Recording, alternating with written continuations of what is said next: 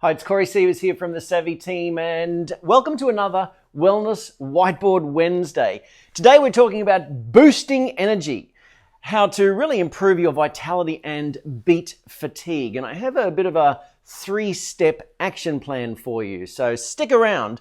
If you're new to what we do here in the Savvy team, we're all about helping you reach a high level of health and lifestyle. And so when you connect in with our community, you'll have access to step-by-step action plans, innovative solutions, and all the guidance and support that you need to reach your wellness goals and that high level of health and lifestyle. So boosting energy, so many people actually complain about low levels of energy, fatigue, falling asleep on the lounge at night and waking up still feeling tired and, not having enough energy to enjoy the good things in life, like their job and their lifestyle is just sucking every last little bit out of them.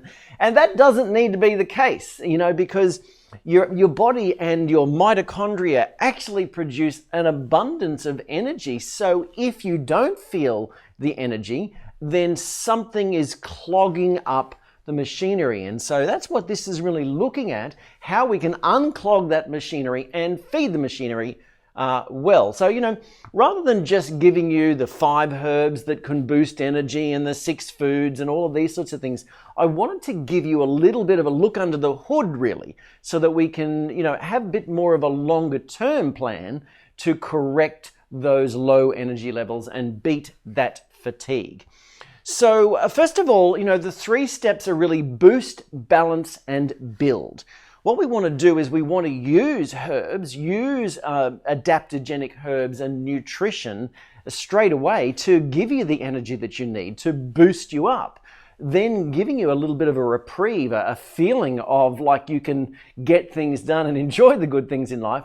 And it gives you a bit of an impetus, a bit of confidence to start to work on the underlying issues that need to be corrected in order to restore energy levels for the long term. So after we do some boosting work with herbs and nutrition, we look to balance some of the underlying issues that are going on in the body that could be causing fatigue and exhaustion and excessive tiredness, these sorts of things. And then we need to build your system back up to the resilience that it really should have if all of the metabolic machinery were working right. So improving and energy levels and tiredness and everything, there's a lot more to it than that. So when we talk about vitality, and that it goes way beyond simply energy levels. There's an essence of vitality that they talk about in the Eastern types of medicine, in Chinese medicine, traditional Chinese medicine, and the like. So we want to restore that vital essence in you, and that has a flow-on effect, not just for energy levels and beating fatigue, but also to your ability to think properly, to your immune system, to your cardiovascular function, and yes, to your hormones and your whole sexual function as well. So first of all, let's boost things up. If you've been suffering from energy and vitality issues, then let's boost your energy. And a couple of the first things that we tend to look at here in our wellness organization are the medicinal mushrooms. So Cordyceps mushroom and the reishi mushroom. Now Cordyceps is an amazing one because it's been well known for its ability to enhance stamina and endurance, to improve immunity and general vitality. And they've done a lot of research into the effects on different systems of the body. And so you may have heard about the Cordyceps mushroom, Cordyceps sinensis, for example, and so well known for stamina, endurance, but also for the respiratory system, for stress reduction, for the cardiovascular system, even for helping with insulin resistance, which is one of the issues that we can end up with our modern diet today. So when we couple that together with things such as the reishi mushroom, another medicinal mushroom, and the reishi mushroom's well known for its impact on the immune system and helping the body really to fight fatigue and mood problems and just generally reduce anxiety, improve quality of life, combat fatigue, those sorts of things. So they're a bit of a dynamic duo. The medicinal mushrooms are a bit of a dynamic duo.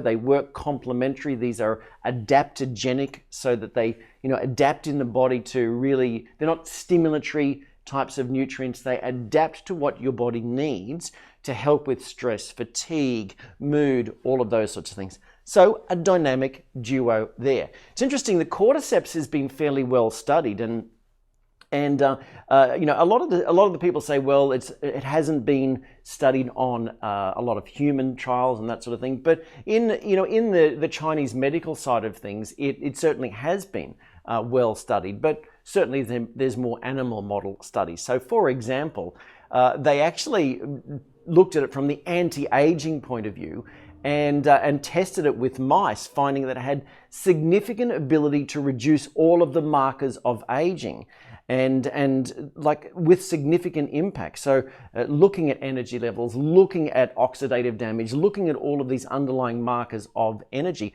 looking at ATP, the energy production in your mitochondria, the powerhouses of your body, really. They also, from a sexual point of view, they also even castrated rats. Not nice, doesn't sound very nice, and look, lots of animal studies do go on, but they castrated rats and still tested, well, what happens if we gave them this Cordyceps sinensis extract? And they found that the rats were still able to suddenly perform better, and all of their ability to have stamina and vitality, and their sexual performance regained somewhat with the cordyceps. So there's hope all around for that particular thing. So cordyceps and reishi, they're a couple of the things that we tend to reach for when people are really depleted in energy in the short term, while we restore some of the underlying issues. Another couple of beauties are things such as the ashwagandha. Now, ashwagandha and astragalus or astragalus. So these are a couple of good herbs as well that are well known, and if you look at the ashwagandha, or it's Withania somnifera, you might see it as, it's one of the premier restorative herbs in Ayurvedic medicine. So studies do show that people perform better with under stress. It can elevate their levels of mood, reducing anxiety, and in particular helping with fatigue, really dealing with the effect of fatigue. That's the ashwagandha. And what's interesting is that it also has a long-term modulation effect on the whole energy centers and the ability to withstand stress. So this is something that one of the extracts that we tend to use for those that are looking at executive well-being and high performance in the workplace, because of its ability to be used long-term for ability to withstand stress, as well as general modulation effects on the energy and fatigue centers of the body. Interestingly, from an exercise point of view, they actually looked at elite cyclists. This is the ashwagandha. They looked at elite cyclists, and they found that those who took the ashwagandha extract were able to cycle 7% longer than those given a placebo. And so this is people at the elite level. So in other words, when people are unfit, it doesn't take much to, lots of herbs and extracts and everything can give you an elevation of energy. But when you're performing at the elite level, then 7% is actually a big jump. And that's what they found in this particular study. But a lot of studies have looked more at the scores. So one particular study looked at tests of measuring stress, anxiety, and fatigue, and as well as alleviating the fatigue from exercise. So when you put these two together, they're again a powerhouse. So it's interesting with the astragalus or astragalus that it's been also studied for its ability to combat the onslaught of the modern world. So toxicity. So it's able to help the body to deal with the onslaught of toxins in this day and age. So that's actually really, really helpful, since many of us are actually bombarded with all these sorts of chemicals and whatnot. So, sort of adapt the immune system to be able to cope with the response to all of the onslaughts on the body. So beneficial for chronic immune deficiency types of issues too. So even over and above things that you may have heard of, like echinacea, this has more of a long-term modulatory effect. So one of the interesting things too is, if you've heard of the concept of telomeres, the telomere length, and this is to do with the ends of your DNA in essence. And you know, they've looked at the fact that extracts from astragalus or astragalus can actually you know, stop the shortening of the telomeres. So again, having an anti-aging effect. And this is why it's often combined in these long-term well-being type of formulas that help to improve all-round vitality and vital essence, as I mentioned before. So there's some of the initial herbs that we tend to suggest to people if they're complaining of depleted vitality and energy and suffering from fatigue. And then we can, you know, hopefully you can get elevated, and then we can move on to rebuild some of the broken metabolic machinery. But other things such as green tea extract, which is rich in its antioxidant benefit and also provides natural immune boosting properties and antioxidants and caffeine as well to elevate your system there, as well as even coffee fruit extract. Whole coffee fruit extract is really, really beneficial, and guarana, these sorts of things that are often included in energy formulas. And you know, the thing is that it's a lot more than simply caffeine. Many people think that it's just the caffeine because, you know, what often happens even in natural medicine is it's standardized to a certain extract. But it's not like synthetic caffeine. So what you get from green tea extract and coffee bean extract and guarana isn't just pure caffeine. You get a lot of other micronutrients and polyphenols and things that are in there as well. And it's believed that many of these have an effect on the mitochondria and your microbiome, the bacteria in your gut, that then has a further flow-on effect to your energy levels. So far more than just taking the extracted drug.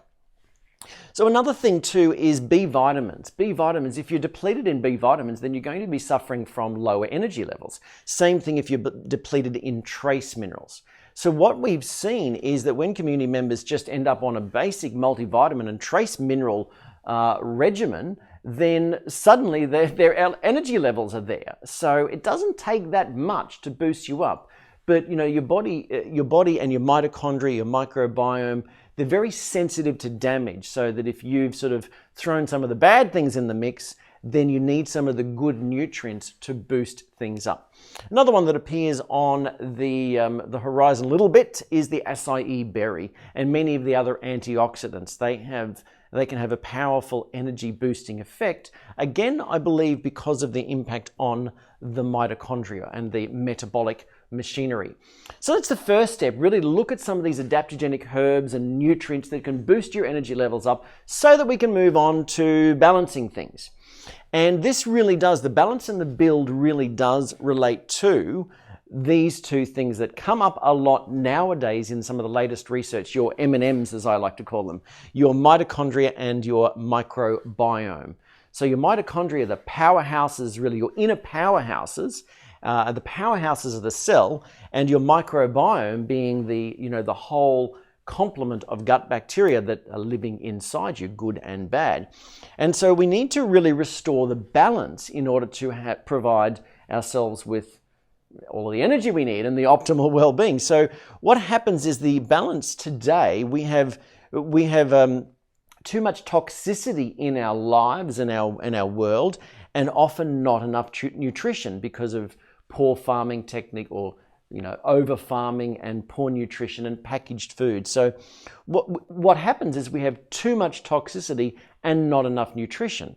So that has a dramatic impact on the mitochondria. So these little fellas here, they're sensitive. They're sensitive little petals, and it doesn't take much for you to mess up their function. So what we need to do as far as to bring about a balance is we need to decrease the toxin level of what we're being exposed to and increase general nutrition through our diet and through supplementation.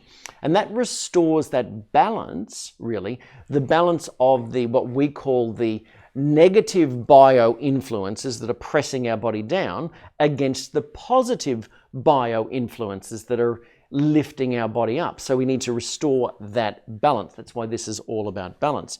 So we do that by really starting to clean up the diet, kicking out some of the chemicals, the packaged foods, processed foods, too much sugar, too many vegetable oils and artificial stuff, and eating out too often. There's a lot of different things that we can do to clean up the diet. So we have 12 steps to get started on what we call the Eat Savvy diet for you to start with there. It's all free, so I'd recommend to have a look at that. Then we need to actually specifically see what we can do to drive those toxins down. And that's by doing things such as periodical detoxes, optimizing your liver function, maybe your bowel, if you're constipated, that sort of thing. That's not, if those things are going on in your body, your energy centers are not going to be functioning at their best. Then we need to actually look to optimize the nutrition. So, diet's great. If you've cleaned up your diet, that's great. But there are actually 90 nutrients that your body needs every day to operate at its peak. We don't just want to, focus on how low can you go so that you don't get disease. We want to optimize things. And that means going way beyond sometimes the typical parameters that you may have heard of in terms of nutrition. So 90 nutrients made up of trace minerals, vitamins, antioxidants, essential fatty acids, amino acids, and some other things there that are important to create a healthy gut ecosystem, like fermented foods and probiotics and prebiotics. Gradually restoring the balance of these things will really help. So wherever you can reduce toxic load, so think about the next step. So if you start on some of these different herbs, you think about this, okay, where am I being exposed to chemicals? Do I have heavy metals? Am I being exposed to heavy metals? Am I using pesticides and sprays in the home? Could I clean up my bathroom and use safer personal care products, for example, because that's directly going onto your skin. That's all really important too. And then increasing the nutrition from your diet and supplementation.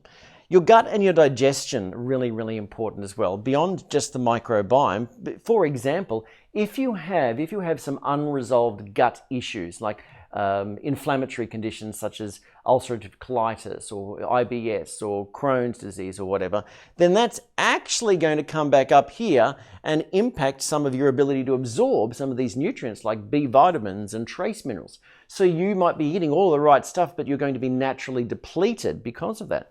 Similarly, if you have poor stomach acid, which most people as we age do, then you're going to lack the B vitamins. You're not going to absorb B vitamins properly, especially B12. Again, so if you're low, if you don't eat meat, you might be low in B12. If you have poor stomach acid, you might be low in B12. If you have other gut issues, you could be low in B12. So these are things that, again, we can optimize digestion, but supplementation just makes sense in the short term. We see people bounce back, have a lot more energy. And then over the long term, inflammation is sort of this one here, the inflammation. This is like almost the leading killer in our Western world, linked to Alzheimer's, linked to cardiovascular disease, linked to all sorts of the degenerative diseases. So if we can reduce inflammation in the body, then again, we're going to stack the odds in our favor. Our mitochondria is going to function better, and we're actually going to feel better. Well, it turns out that a lot of these steps actually do rebuild your mitochondrial function. So moving over here, we need to look at these two fellas, the M&Ms, and start to build. So what are some long-term steps that will really build that thing? Things such as stress, sleep, and exercise. Not getting the stress, but reducing the stress. And so sometimes some herbs, again, B vitamins, trace minerals, can help you to cope with stress. So they help you cope with stress, help you sleep better, and they help you boost your energy. So that's why, they come up quite a bit in benefit. There are some other things that help with coping with stress, such as, lactium is one thing that really helps you to calm down. We talk about this, the 4 stress-busting nutrients on our blog, on the Healthy, Wealthy, Wise blog. Valerian, there are different herbs that can really help you to deal with stress. But really, the way you can rebuild your overall health, your microbiome, the diversity of bacteria in your gut, the function of your mitochondria, is with nutrient-rich whole foods. So really look at the Eat Savvy approach and see where you can kick out some of the chemicals and increase some whole food, some healthy foods.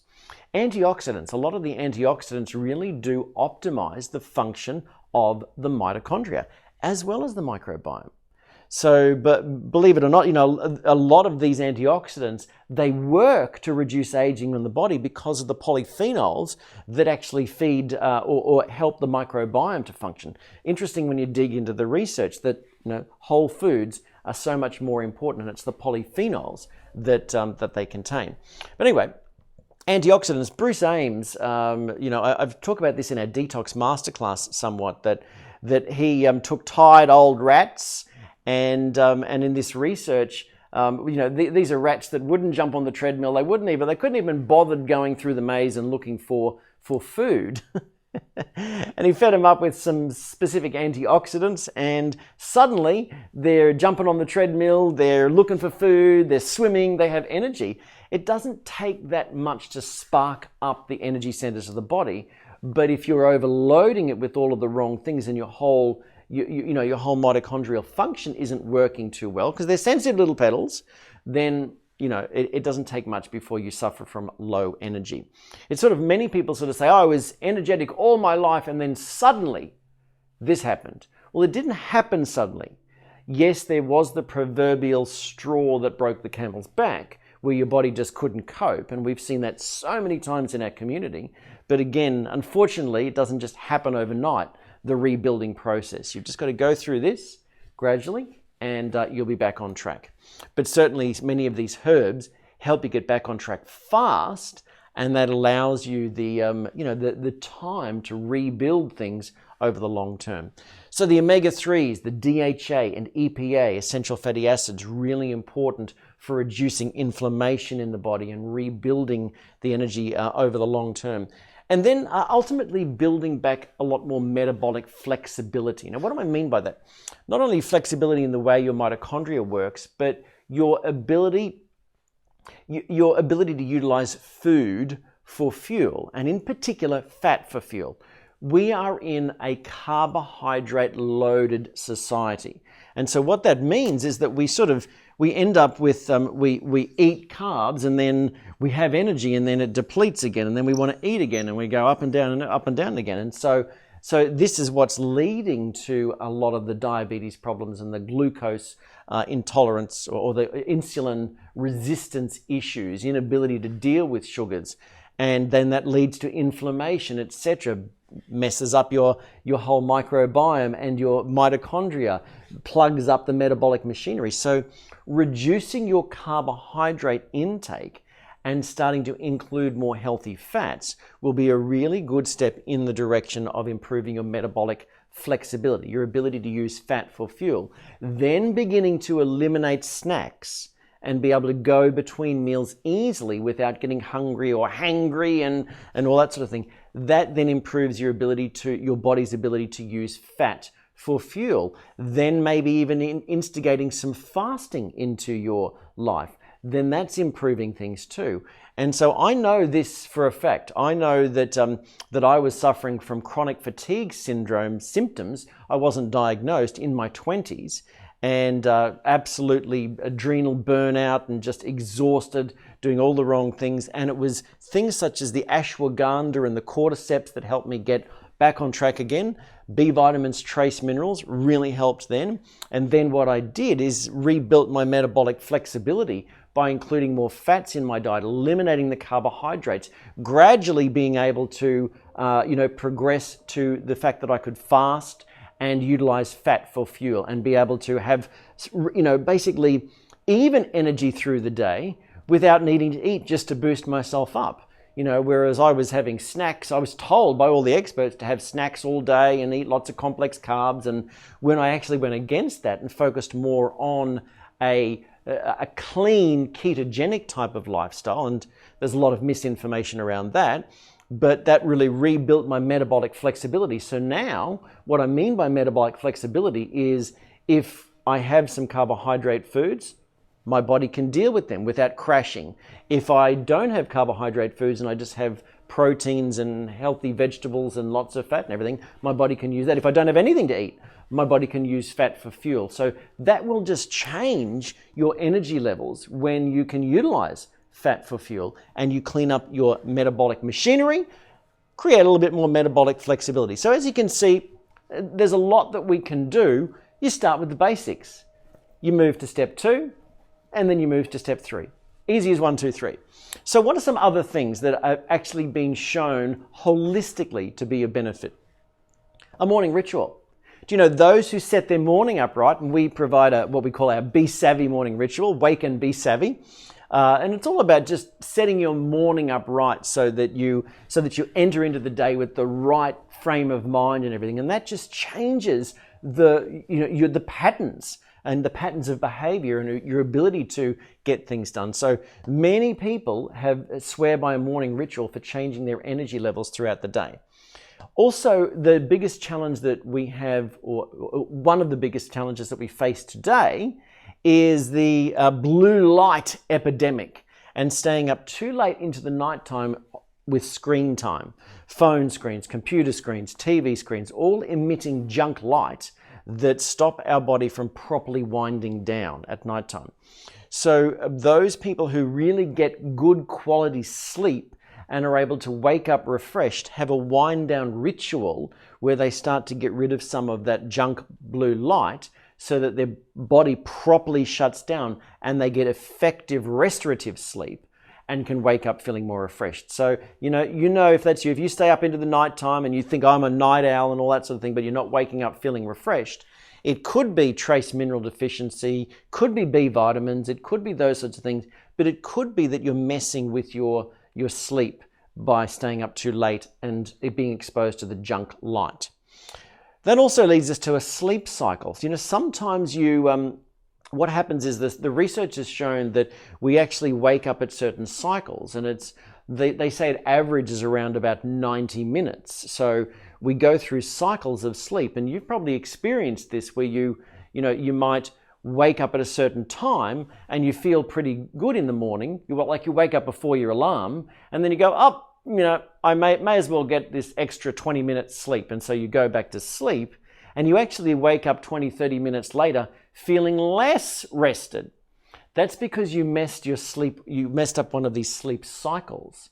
And so often you will wake at the end of a sleep cycle if it's, not during the night, but in the morning. So work with that, start to pay attention to that and learn to just get up. Not if it's ridiculous in the morning, but working with your sleep cycles, you're going to feel more refreshed. So that brings us to what I mentioned already before with light. That also brings us to electromagnetic frequencies. Too many people we find are actually sleeping with all of their devices. It's not just you and your loved one in the bedroom, but you have all of your loved ones. Maybe that's not just animals and pets and everything, but it's devices, TV on the wall, iPad under the bed, iPhone or whatever, your smartphone next to the bed plugged in, other devices, and all of this, and then the Wi-Fi on. All of these transmitting devices actually really mess with your mitochondria and your whole energy centers. So the more you can see, this is nasty stuff. This and light, the blue light, really, really problematic for wrecking your mitochondria and wrecking your whole ability to cope with life. So the more you can switch those things off, you're asleep after all, the better your energy balance is going to be, the more you're going to beat fatigue, and the more you're going to be able to improve your all-round energy and vitality. So there's some different tips for you. We certainly have a whole range of different blends that we work with in the area of this nutrition. So as I said, the Cordyceps and reishi, that's the first port of call for energy. Moving on to things like the ashwagandha and the astragalus. And then we move on to some of the other things like the antioxidant blends and things like that to help boost your energy. And then we move, easy as 1, 2, 3, around the circle here. So if you are looking for guidance and support, then certainly we're here in the Savvy team to help. So just reach out to us. We'll be glad to help you out and point you in the right direction. So that's it for this Wellness Whiteboard Wednesday. Corey Sievers here with the Savvy team, encouraging you to be savvy.